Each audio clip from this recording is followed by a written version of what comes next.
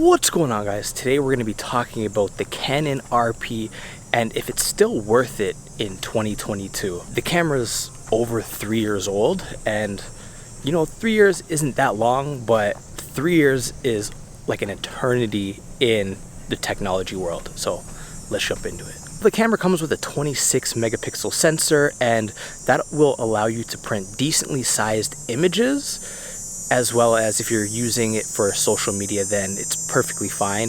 It gives you enough detail that you can crop in if you so choose to. Unfortunately, it doesn't come with IBIS, but it does have a digital IS, which is essentially a cropped in version of stabilization. It's doing it all in the software. Let's talk about the amazing dual pixel autofocus. It's just super snappy with face and eye autofocus. It just makes your life a lot easier, as well as those absolutely amazing Canon colors, because everybody loves these colors. The Canon RP allows you to use the Canon RF system, and these lenses are absolutely beastly. They're pretty insane to actually use, in my personal opinion, as well as it allows you to use the EF glass and even the older film lenses. But where this camera really does shine is its form factor, because it's so tiny. You can use the smaller RF lenses like the 35, 50 millimeter 1.8 lenses, and it honestly, the form factor of this whole setup is super tiny.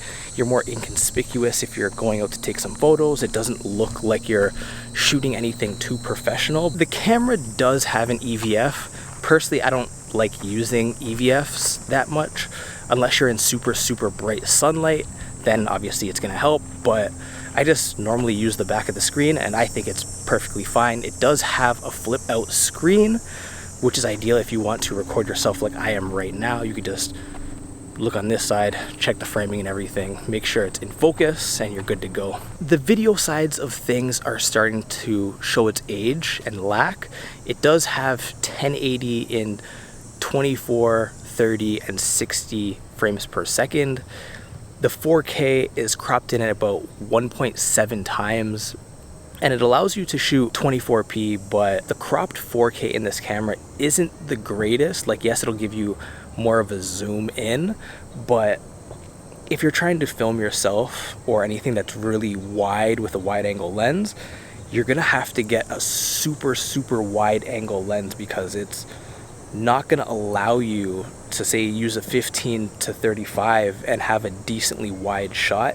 It's gonna be super zoomed in, and you're just not gonna be able to get that much detail like this. I will say that the 1080p in this camera is good enough to upscale to 4K. That's normally what I did with my Canon R, so don't let that discourage you in the sense of you don't really need the 4K. Like, yes, it will provide more detail and pixels to play around with, but the 1080, in my personal opinion, is perfectly fine if you upscale it to 4K. Another one of the camera's downfalls is the battery life. It's not the greatest. It uses the smaller LPE17 battery, and if you're going out for like a full day video shoot or a photo shoot, you're gonna need to take at least 3 to 4 batteries with you. The upside though is you can charge it through USB-C, so if you're on the go, maybe you have like a battery bank in your bag or pocket, just plug it in, and then whenever you're not using the camera, it's going to be charging to keep those batteries fully juiced up, because there's nothing worse than running out of battery when you're trying to shoot something. With the price coming in at $1,200 Canadian or $1,000 US, this price is extremely high. I don't really think it's worth that amount of money anymore. But if you can pick it up for a couple $100 off, like I would say $200-300 off, or check out the used market and see if you can find a better deal, because right now I really don't think it's worth the money that they're charging for it. I honestly don't think this camera is worth it for the video side of things, because it lacks the full frame 4K, IBIS, even C-Log it doesn't have. But if you're looking for a photo camera, I think this camera is ideal for anybody that's not really huge into photography. It's gonna give you great images, huge lens selection between the RF and the EF. It's small enough where you're gonna bring it out because some of the other cameras are just so large that it's like, do I want to bring this? It's going to be a pain in the butt to bring out, hold, and store when you're, say, on a family trip. I honestly think if you can find this camera used, then it's going to be worth it. But if it's not used and you're paying full price, then I honestly don't really see it being worth it in 2022.